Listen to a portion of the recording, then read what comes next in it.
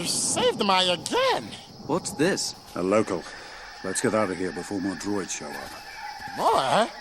More did you speak? Excuse me, but the most safest place would be Gonga City. It's where I grew up. 'Tis a hidden city. City? Uh-huh. Can you take us there? On second thought, no. Not really, no. No. It's embarrassing. But, my friend might have been banished. My forgotten. The bosses would do terrible things to me. Terrible things to me if me going back there. You hear that? Yeah? That is the sound of 1,000 terrible things heading this way. If they find us, they will crush us, grind us into tiny pieces, and blast us into oblivion. Ah. Your point is well seen. This way. Hurry!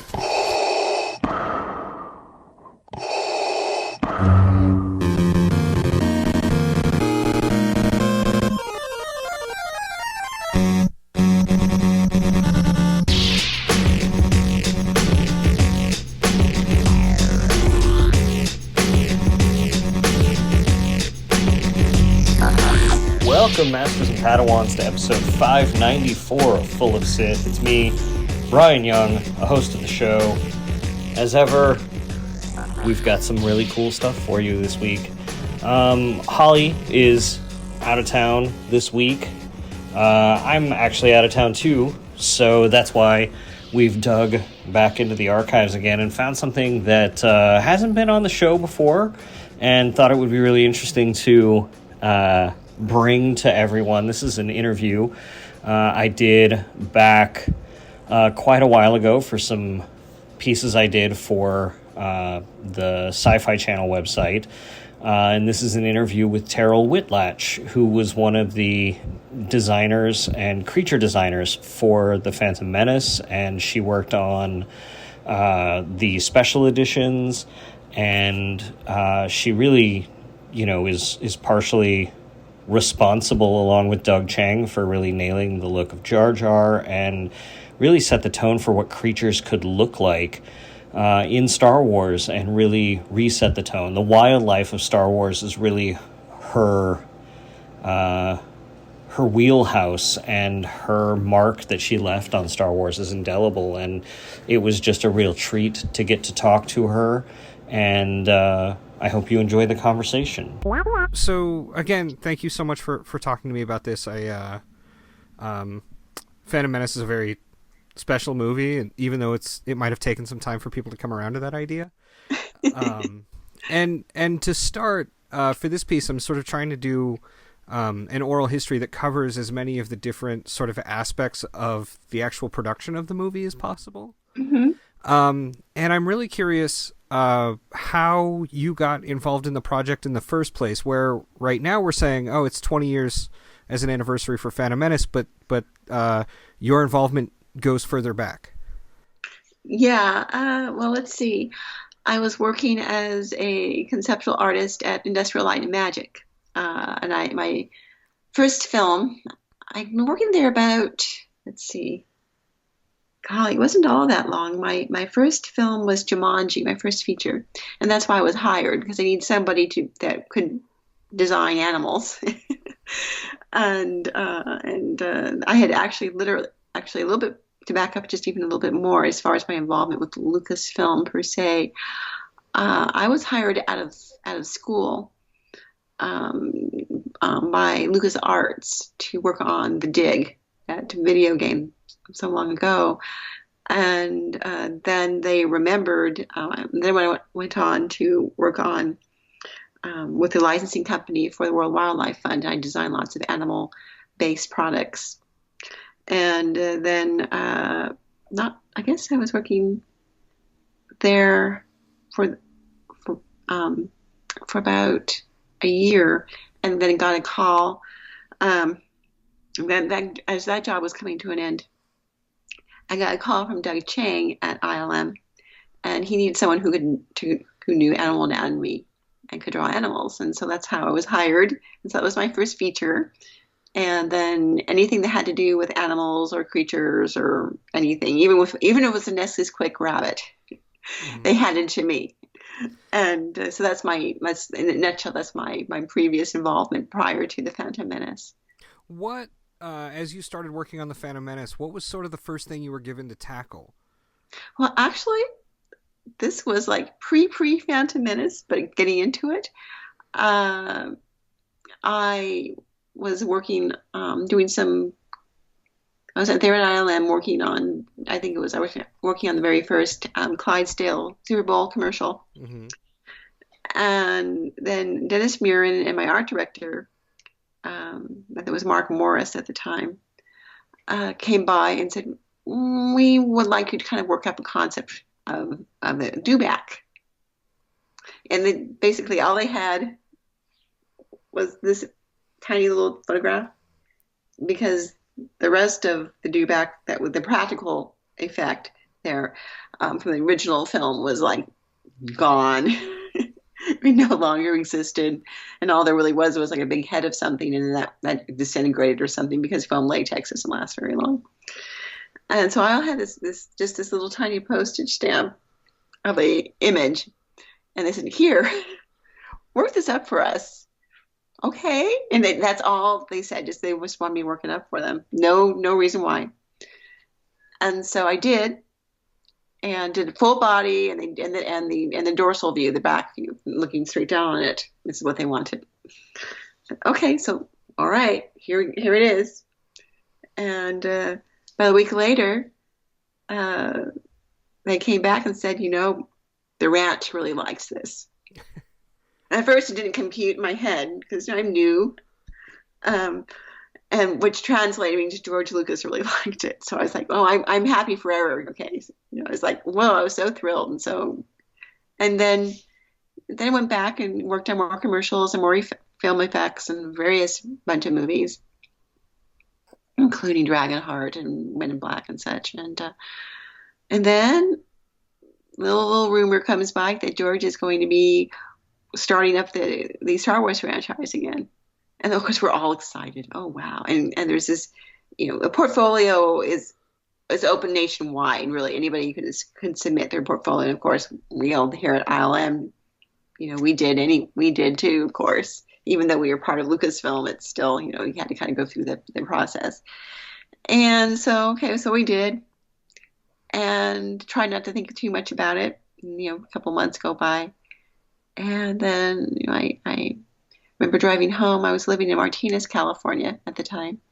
And we basically at ILM, we worked from about 7:30 in the morning till about 7:30 p.m. So by the time I would drive from San Rafael, was on Kerner in San Rafael at that point, to Martinez, it was about an hour and a half later.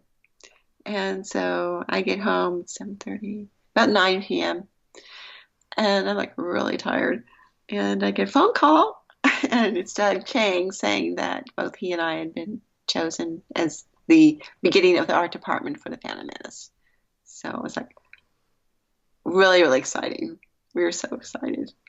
So Doug Chang, what was he your direct supervisor then? Is that, or you were both working together on that? He was yes and yes. He was my direct supervisor. He actually art directed me for Jumanji. And then he was either him or Mark Morris, who are my art directors, depending upon the production there at ILM.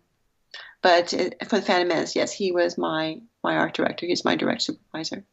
And as your first order of business there, do they put together like a separate office from where you were at? And then how do they decide what the first thing you're going to start drawing is? Or was there like a blue sky phase where it was just, do whatever you want? I would say, yeah, blue sky definitely at the beginning.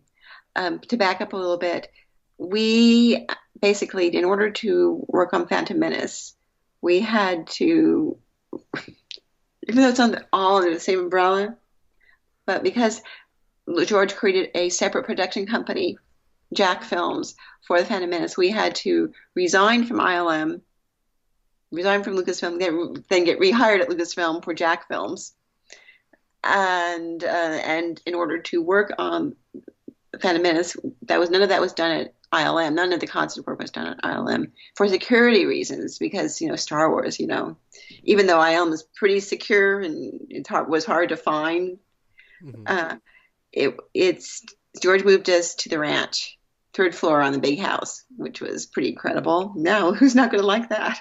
Yeah. It was beautiful, and it's like you had to pinch yourself that you're actually there. It's like you're working in the inner sanctum in Disneyland or something like that. And it's beautiful. Is beautiful.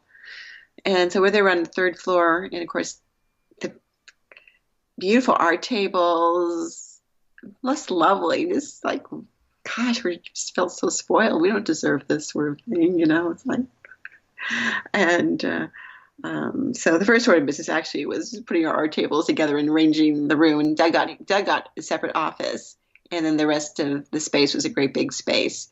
And for a while, for about the first 2 months, it was just me there. And then who did we hire? We hired Benton Jew and Doug, let's see. Oh, Ian McCaig came on about 3 months later. Mm-hmm. A couple other artists, Robert Barnes, David Navidad came on. It was a very small art department. I mean, it was tiny, and it continued to be pretty tiny. David Dezorz came in for special effects, and we had a couple of production assistants. That was it. I think no more than 7 people max at any time in the Star Wars art department. So you were probably some of the first people hired for work on the movie. What was the movie called at that point? Did everybody just refer to it as what was the movie referred What to did we back then? call it? We really didn't call it anything except for Star Wars Episode 1. Episode 1. And then this is probably when what year would you guess you moved out to the ranch? Not 1995. 95. Yeah, because I started ILM in 1994. Mm-hmm. About September of 1994 is when I started ILM, and then I was at the ranch by January 95. So, well before the special editions were even coming out. We worked simultaneously on the special edition and the Phantom Menace. Okay. So we're working for pretty much half the year simultaneously on those projections. And really what you produce for one spills over into the other and vice versa. So I drew so many Ewoks as I storyboarded some of the last scenes when they're all celebrating at the end. Mm-hmm. In the special edition. So I storyboarded a lot of the Ewok scenes and some of the others, things that had creatures in it, new creatures, new sequences. I storyboarded those things. As you actually got into work on episode 1 at that point, what was the first... I imagine that in 95 or even 96, possibly even 97, you didn't get just handed a script and said, told... go to it. So how did they decide what you'd be working on, and what was that first thing you dived into? Well, the first thing that we had to think about, and George gave us the world. He had really thought out the world or worlds really, really well. And he knew what it looked like he could visualize what it looked like in his head, in particular the planet Naboo, which is a very beautiful place to be. I mean, beautiful, lush swamps and flowers and lots of very rich for animal life, verdant. And then, of course, the city, Queen Amidala's city was very Art Nouveau, very, very Tuscan, very Mucha, all kinds of that, all mixed up. It's very, very beautiful, beautiful place. And so our first assignment really was to fill that world. And my assignment, of course, was to fill with creatures, and Doug's pretty much, for the most part, although he did some creature work too, he designed beautiful vehicles, absolutely beautiful, splendid, wonderful things that you'd like to own, basically. Not a scratch or dent in it. They didn't look used. They weren't supposed to look used because these are royal, beautiful things. So that's what we did. So what was the approval process like for you when you knew sort of drawings were sort of advancing to the next stage? What was that like, especially in those first months when you were in there by yourself? Well, we would work from week to week. In general, Fridays were George days. Those are when he would come up and look at what we had done the prior week. Sometimes he would pop in and, in the middle of the week or so. But so we put our drawings on the wall. The walls had bulletin boards on them, and he had 2 stamps. One was okay, one was fabuloso. And he said he used to have a 3rd stamp, which was not so nice, called dog food, but he decided to be nice and not to use it on us.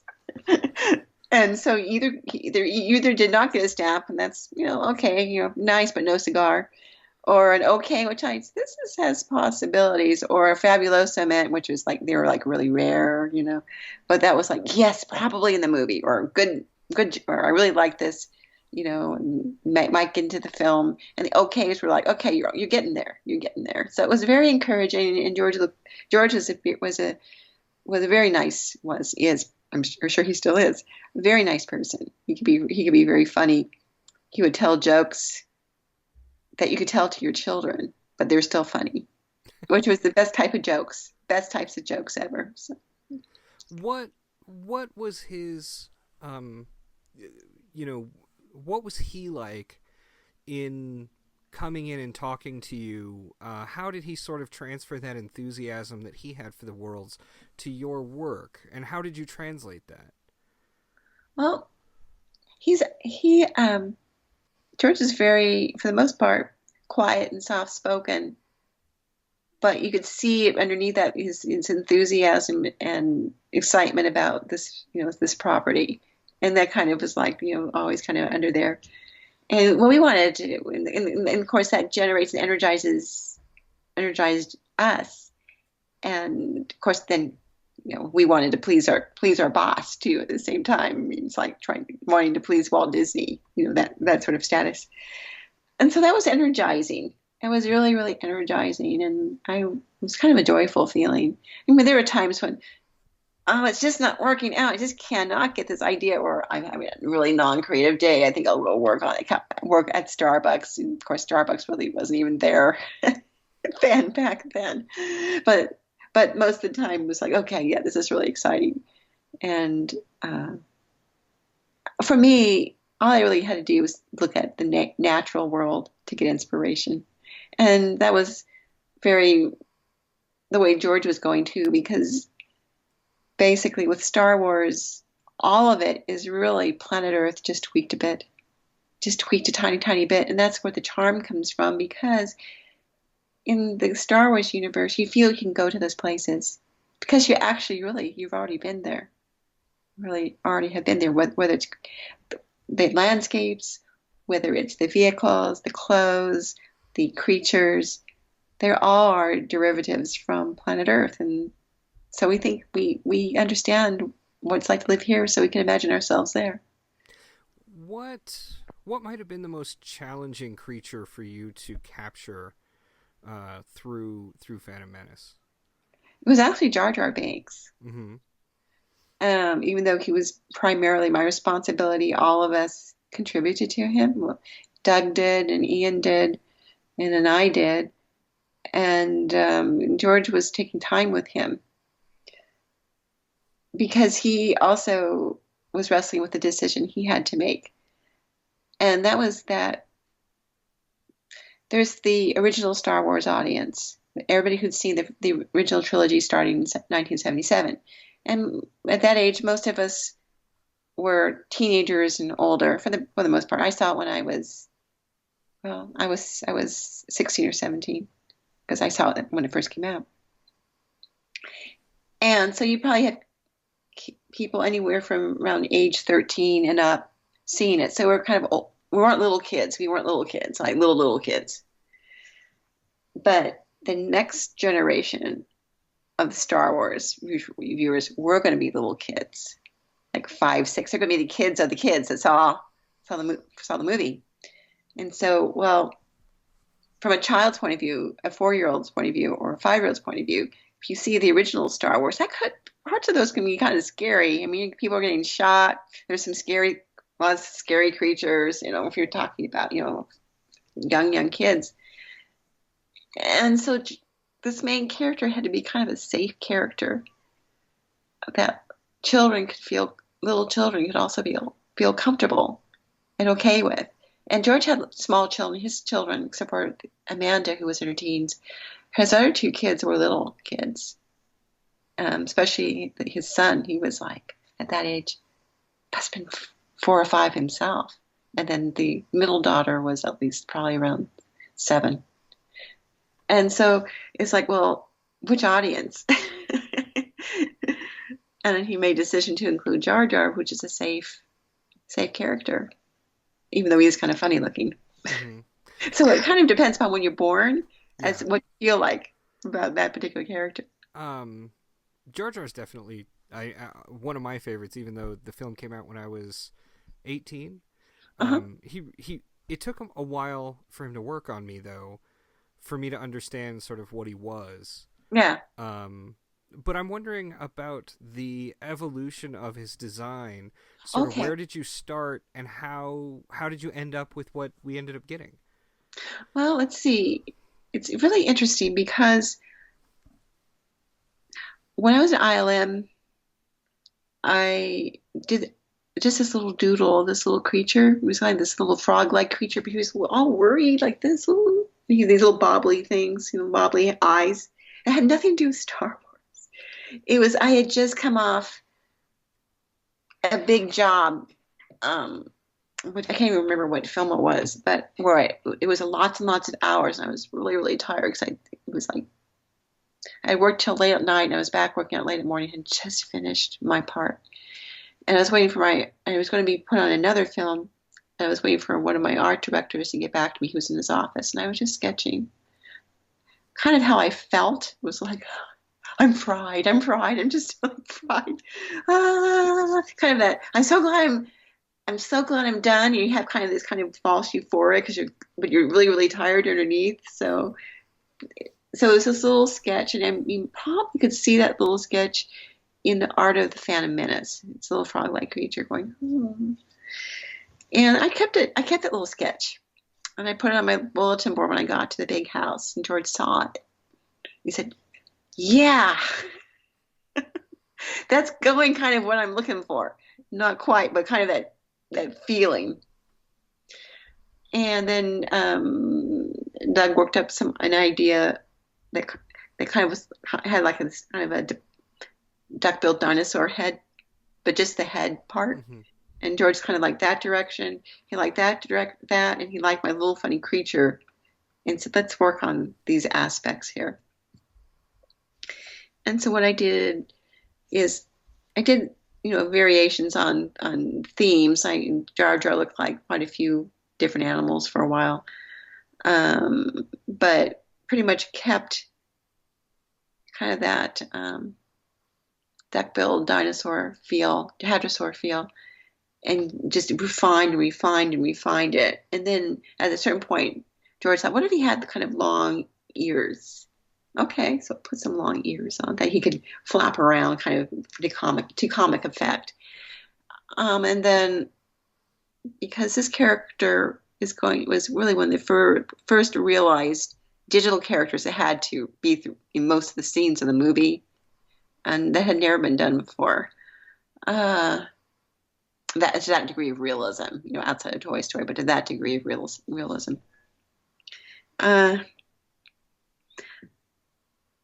I shortened the thighs really short so that he'd walk like a bird, to increase the non-human aspect of this animal. And so when you see Jar Jar walking, he has that kind of a bird-like you see his head bobbing back and forth. It's because I really shortened those thighs to make sure his knees were up really tall. So he has kind of a bird-like gait, and that combined with kind of the hadrosaur head, and then the kind of the ears that George kind of thought would be kind of funny. That's kind of how he evolved. And as far as skin color and all that, that was how it came from parrotfish. Mm-hmm. Yeah. When he came in to first describe Jar Jar to you, was it that sort of that meeting you talked about where he kind of saw that drawing and said, "Hey, that's kind of what I'm going for"? Or what did he tell you about the character? What sort of reference did he point you to for Jar Jar? When we first talked about Jar Jar, we actually met in his office, and he hadn't seen that little drawing yet. He'd saw it about, when he went the next couple meetings or so. But his idea was of a character that's kind of tall and gangly, definitely not human, but lived in the swamp. He and his people were amphibious. They had to be comfortable both on land and in the water, but they primarily lived under the water. And the rest of the Gungans, because he had named them, he just wasn't quite sure what they looked like yet, except they were tall and gangly, were, pretty graceful and not clumsy, but Jar Jar was kind of, but not in I'm Always Falling Over. But more in a Charlie Chaplin, Danny Kaye aspect, where he had a certain grace. And that's what he described Jar Jar as. And those were the two actors to kind of look at as far as Jar Jar's personality, how he moved and such.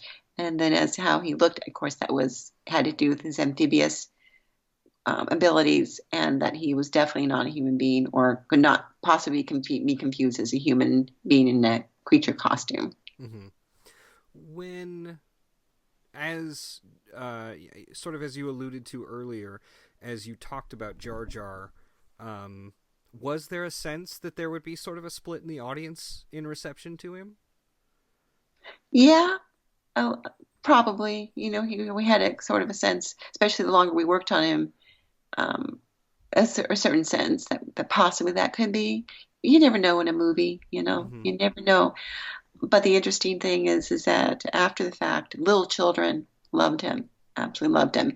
And it was more we call them the hardcore Star Wars fans. And some of them to the effect that, well, don't even remaster the music, just leave it. Don't even clean the films up. Leave all the little speckles, like, come on, really? Yeah, and I would say that most people actually liked him, liked the character a lot, because he sure made a lot of money. Yeah, he sure made a lot of money. That character. Well, no, it's funny. I mean, I've got a 15-year-old daughter and a 3-year-old daughter, and Jar Jar was my 15-year-old daughter's favorite until Ahsoka came along, and my 3-year-old Phantom Menace is the only one she's really seen, and Jar Jar is just the greatest thing since sliced bread to her. That movie is her Star Wars.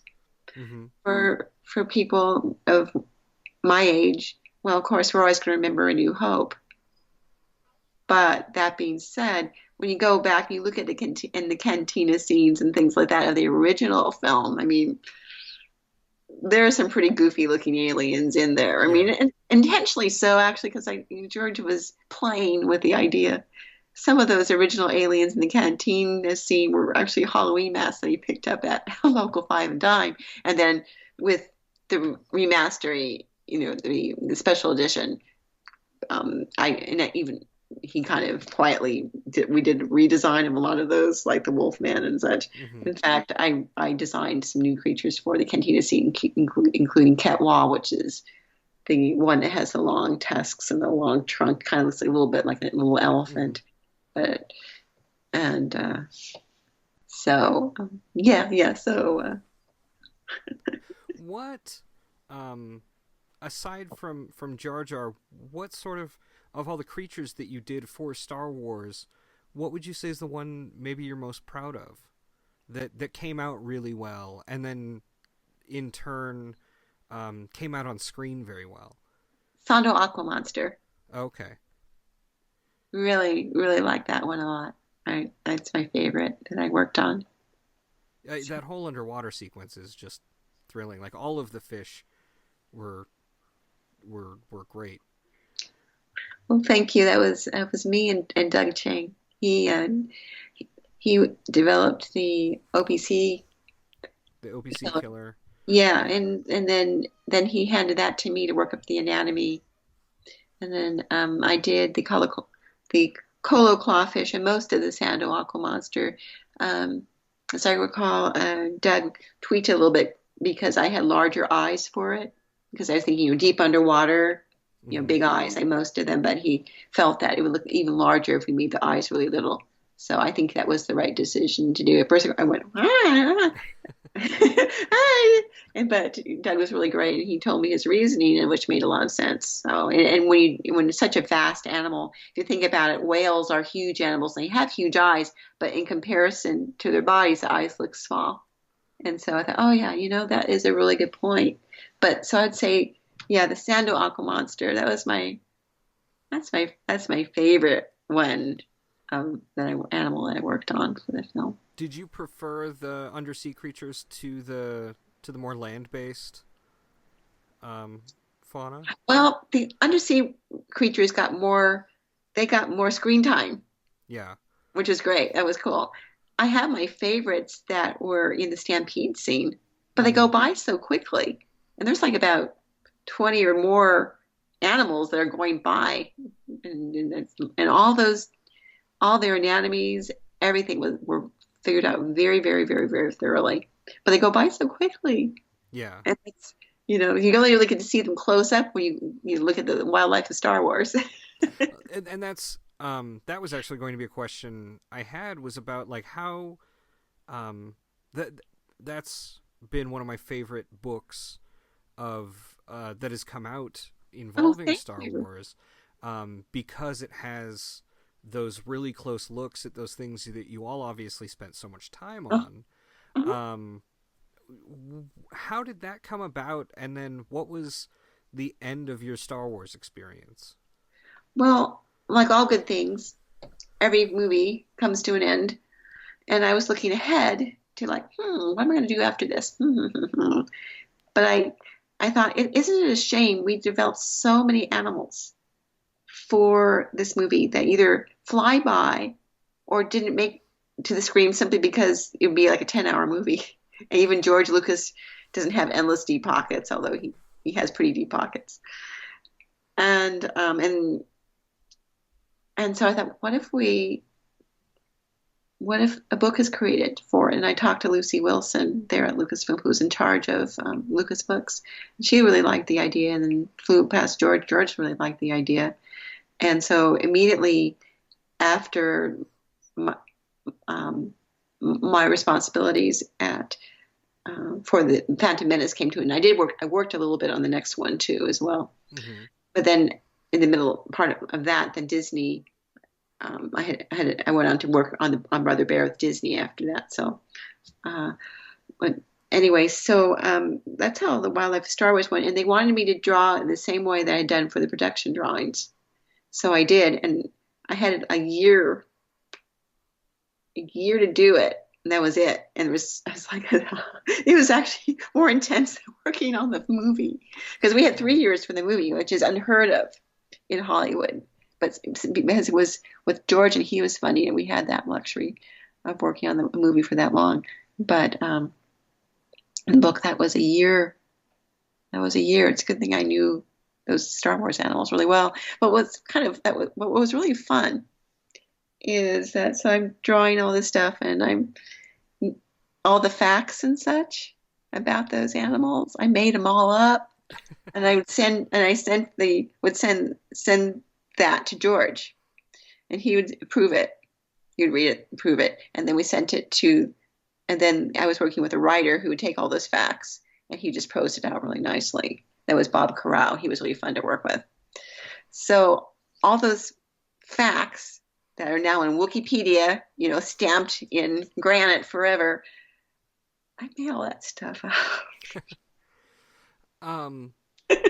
What? Including the ones from Ralph McQuarrie. As long as George said, "Okay, it's fine, all right." Yeah, no, it seems like that was how a lot of that stuff in that era, from the mid '80s to Phantom Menace, really kind of happened, and then after that, that was sort of the standard that had been set for everyone else. Yeah. So now the relationship between the Banthas and the Sand People, that's something I made up. Mm-hmm. So now that's where that mystical union comes from, and now it's on all the young adult novels and Dark Horse comics. So with you did a little bit of work on Attack of the Clones, and that sort of got for my own curiosity, because I'm fascinated with the creature designs in that too. What was it on Attack of the Clones you worked on primarily? Oh gosh, I can't remember what the name of them, but you would know. It was on the same planet where the stadium creatures were. The Geonosians? Yeah, those guys. Okay. They kind of, to me, I thought of them as like humanoid mosquitoes around. That's what I worked on that, and then shortly after that is when Disney wanted me to work on Brother Bear, and so I worked on Brother Bear, which I loved. I loved that movie. Mm-hmm. So I feel like I had the best of both worlds. Yeah. With Phantom Menace, I'd like to ask a little bit about working with Doug Chiang, because it looks like when you look at Art of Phantom Menace, so much of it is his work with works of others, where when I think of Wildlife of Star Wars, it's very much you, but Art of Phantom Menace seems to be much more the ships and the architecture. That's more his. What was your working relationship with him like, and just what was that experience like? Oh, it was great. He's one of the nicest art directors I've ever worked for. Really, really sweet guy, and really was able to communicate both his ideas and translated George's ideas really, really well. You could talk to him about anything. Didn't necessarily have to be related with Star Wars per se, but it was just a great relationship. He was just a really nice person, very effective, brilliant artist. I was very blessed to have worked with him. I remember, though, one time working with Ian McCaig. So Ian McCaig and I sat across from each other, and we were always, telling jokes and things. And of course, Ian's utterly cheerful and always telling jokes. But if you got the two of us together, then it would just get magnified even more manic. And I just remember one time we were just telling so many jokes, just laughing. And I remember Doug saying, "Can you guys kind of please tone it down just a little bit? I'm trying to work." And so I always remember that. So, but that didn't last too long. What's it like? I mean, like, sitting down to work on a Star Wars film, did you feel like there was any sort of, like, responsibility on your part, or, like, did that weigh on you, the fact that everybody was going to see it because it was Star Wars? Oh, yes. Yeah, especially the very first, because you thought, what if we don't do as good a job as the first time around? That sort of thing. We don't want to let the audience down, but mostly we didn't want to let George down. And so the first couple months was like, and then we kind of settled into it, and George was really great. So we felt really comfortable. He seemed confident, and as long as he was liking what we were doing, then we realized, oh, it's going to be okay, and it was okay. What was it like seeing it on screen the first time? And was that during production, or was that as the film was released, or what was your first experience watching Phantom Menace? Well, we'd see dailies, and which are bits of the film, of course, that had been done that week. They call them dailies, but it's more like weeklies. But we didn't see it in its context we just see whatever they happen to be working on. But to see it from start to finish, 20th Century Fox to the very end was like, whoa, is this real? It's like sending your children to college and seeing them graduate. It's very magical. And I guess the thing that struck me the most seeing the film was not just my contributions or Doug's or Ian's or Benton's or David's. It was all the people at ILM who worked so hard on that movie. That's what struck me the most, was especially when we were all seeing it together, everybody who had worked on that film. What was it like experiencing the reaction to the film? The reaction, you mean the general public? From the audiences. Well, my own experience was very well received, because when I saw it, went to see it in the movie theater in my little town of Albany, Oregon, which is a city of about 50,000 people. The audience stood up and clapped and cheered. So I didn't get any of the negative stuff.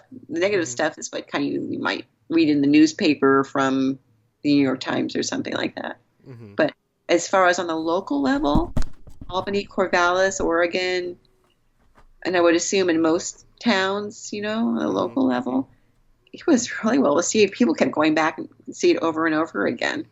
So I didn't really experience anything, negative from America, USA, let's just say. Did they consult you or come and talk to you at all about including your underwater creatures in Star Tours?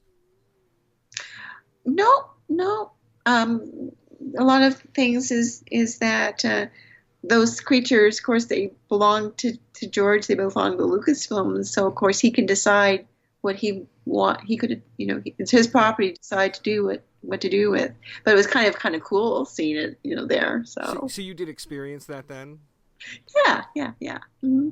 And I've worked with Disney Imagineering since then on the recent franchises, which I can't talk about too much, but I worked on a big, large creature that in Disney, in the theme parks and in the movie.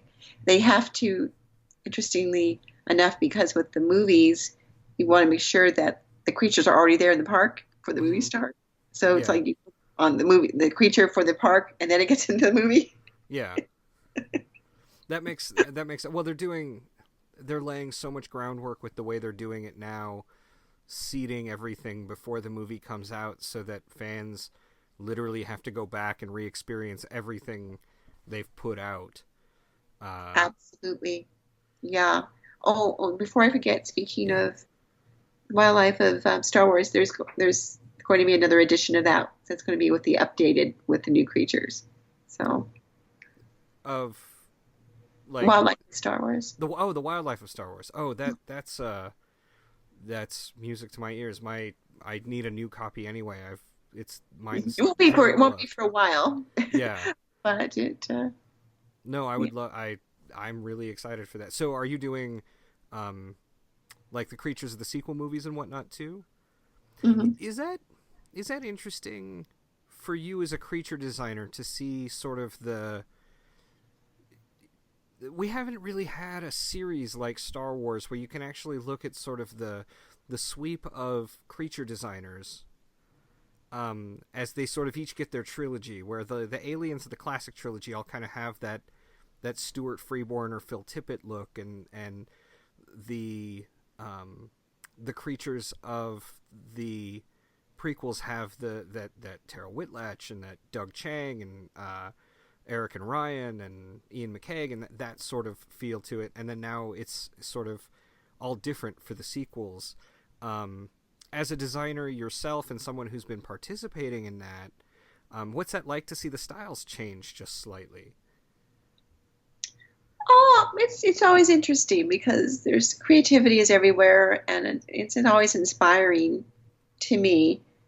Um, I think what I've noted with the most recent films that there aren't as many creatures as there were in the first two trilogies. Mm-hmm. There's not as many. Yeah. And so I think that's the only thing that I've noted, that there just isn't as much wildlife Mm-hmm. in the films. I mean, you've got here and there. Hapabors and Fathiers. Yeah. Yeah. And Voltexes and Porgs. Porgs are Hmm. everybody's favorite now.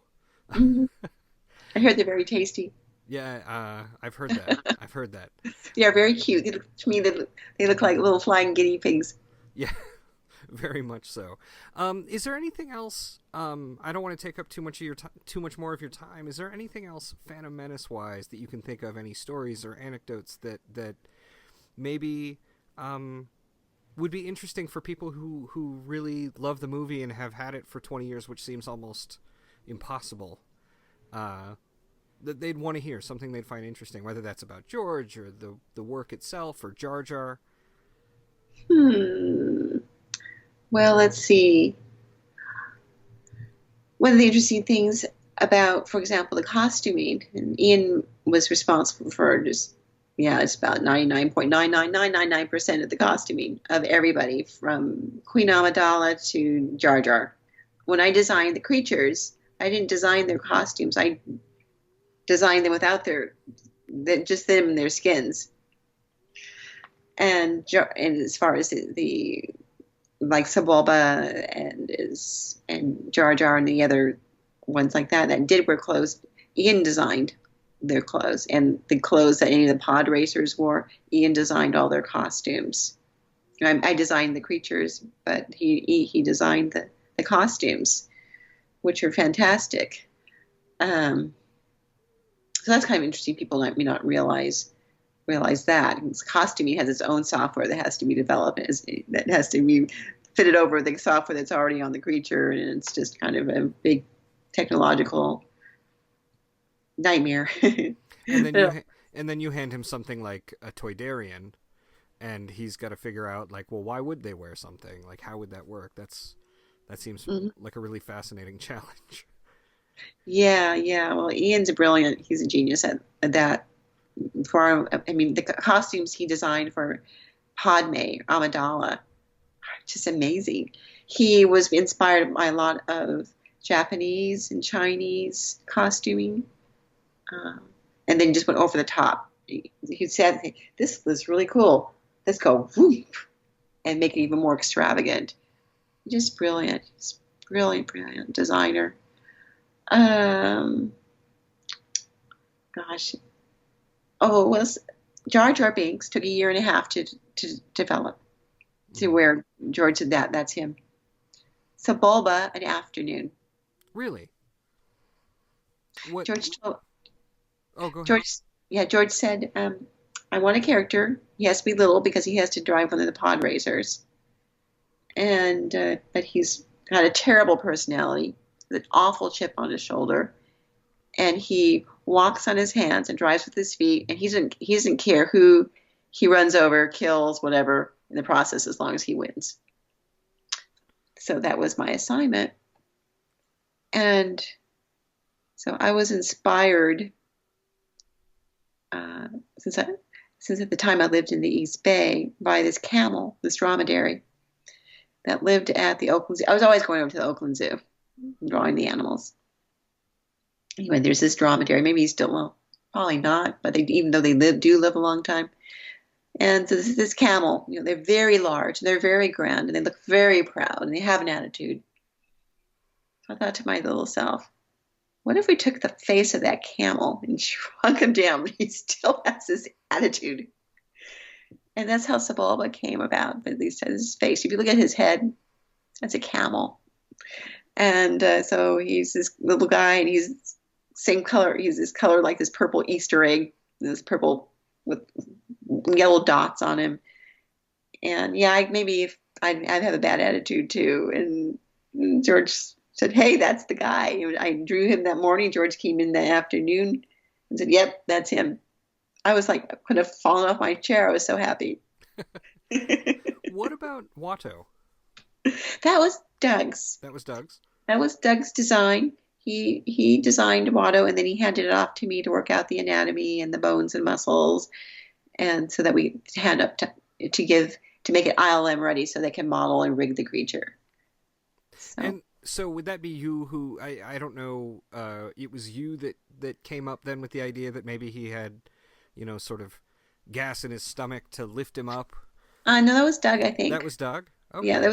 Yeah. So Doug just handed me the concept. He designed it from,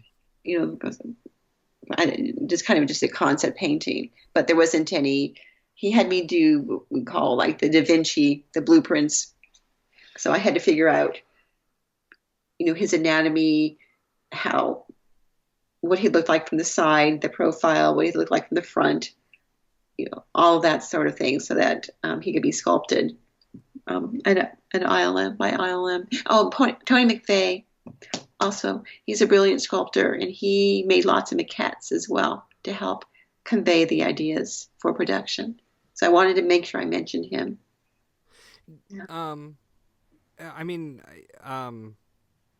I could probably ask you about each individual creature, from Fambas to Kadus to whatever else, but I don't want to take up much more of your time, and you've already been far too generous with it. I just thank you so much for pleasure. Not only talking to me, but just your work on the film. It's definitely one of my favorites, so I'm glad I get to write about it. Oh, well, I'm very glad that you interviewed me. That's quite an honor. As far as Wildlife and Star Wars, I don't think that's, as far as the new one coming out, that I haven't started on yet, because I haven't. They're not quite ready for me to start, but they contacted me. I don't think that's NDA, but you may not want to. I can run it by Lucasfilm and see what they think.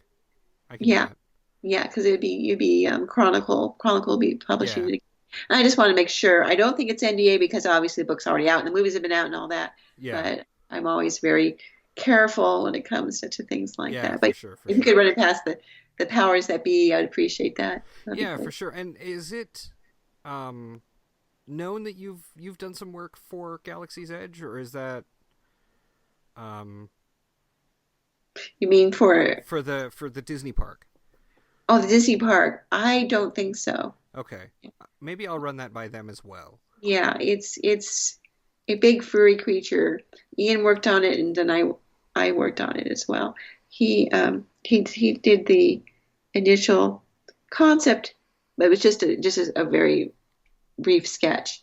And so then Disney said, "We need you to work this out and work out the anatomy for us." And they were having trouble making it walk.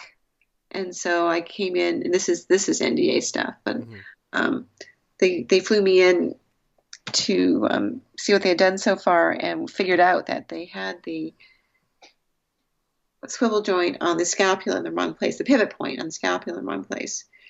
And so the pivot point on a scapula in a four-legged animal, there's this, it looks, a scapula in a four-legged animal kind of like a spade. Let's say it's a cow, like a cow or a buffalo, which is this animal resembles a big musk ox sort of creature. Mm-hmm. And there is a spine on the upper surface of the scapula. The middle of that spine is actually the pivot point, because you've got anterior serratus muscles towards the neck and posterior serratus muscles along the rib cage. Those are the Superman muscles that everybody sees, drawing, those exact muscles. And those two muscles help pull the scapula forwards, and backwards, and they had the pivot point at the point of the humerus, and so it was causing a little bit of an awkward. Why isn't it walking? And so then they call me in, and I consulted with them, and they had me go back and just do some traditional animation, some cell animation of it walking, and I also did complete skeleton and musculature and stuff, and suggested where it might be rigged. So I worked. That's what was my part. I'm working on that particular creature. That's absolutely fascinating, and you're probably going to be able to draw that one for the new Wildlife of Star Wars book? I would almost guarantee. Yeah. Uh-huh. Wonderful. Yeah. But I can't say any more than that. Yeah, And yeah, no, I we wouldn't. run all that past, Lucasfilm and Disney because I don't want to, Yeah, just for sure. anything I shouldn't. And I don't want to get anyone in trouble either. So, well, thank you so much again, and I hope you have a wonderful rest of your weekend. Oh, well, thank you. What am I working on now? I'm working on illustrations for my newest book. Well, actually, it's that I'm collaborating on with a paleontologist called Flying Monsters. So I've been doing lots of pterosaurs and bats. In fact, see, peek. This is a musculature of a spotted bat. Oh, wow.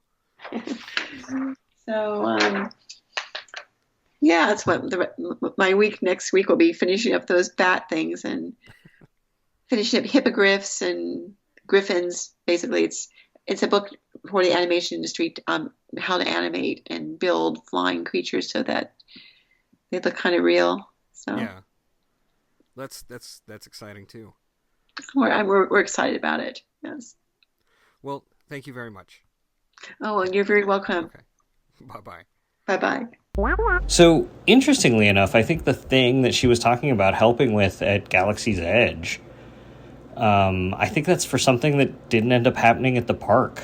I'm not exactly sure what that is, but I keep racking my brain trying to think about that, and yeah, I don't think whatever that is happened. I'm hoping whatever it is does happen, which would be cool.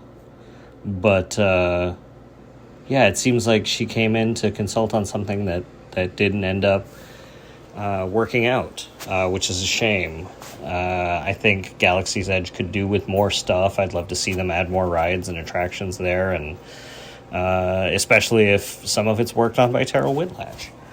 But, so there you go. There was my interview with Terryl Whitlatch. As far as, everything else, you can find me at swankmatron.com. As far as Full of Sith goes, Holly and I will be at Atlanta Comic-Con July 18th, 19th, and 20th. So if you want to see us live, doing a live show, we're going to be doing a Star Wars episode of Authentic History as well, and some other cool stuff. Lots of Star Wars panels. If you'd like to see us in person in Atlanta, you can come do that. There will be other Star Wars guests as well, including Jason Fry and Alex and Molly from Star Wars Explained, and it's going to be a great time. So come see us there. But as far as I go, I'm also going to be doing a BattleTech panel, and would love to catch up people with that. You can go to my website and learn more about the BattleTech thing and what all the stuff I'm working on at swankmotron.com. And I'd love to, send you some signed books. All you have to do is go click the shop tab on my website. If you want to get a hold of me on social media, it's Swankmatron pretty much everywhere, mainly Blue Sky. And as far as Full of Sith is concerned, you can go to fullofsith.com, listen to the entire back catalog of episodes, and be sure to send us an email. We'd love to hear from you at holocron@fullofsith.com. And be sure to rate and review the show wherever it is you listen to it, and, tell your friends about it. Because it's cool, and I think we give you cool stuff to listen to. And if we don't, I don't know why you're still on here listening to this, hearing me lament about why we don't give you cool stuff or something. I don't know. Anyway, so for super producer Mike Pilot, for Holly Fry, I'm Bryan Young, and the Force will be with you always.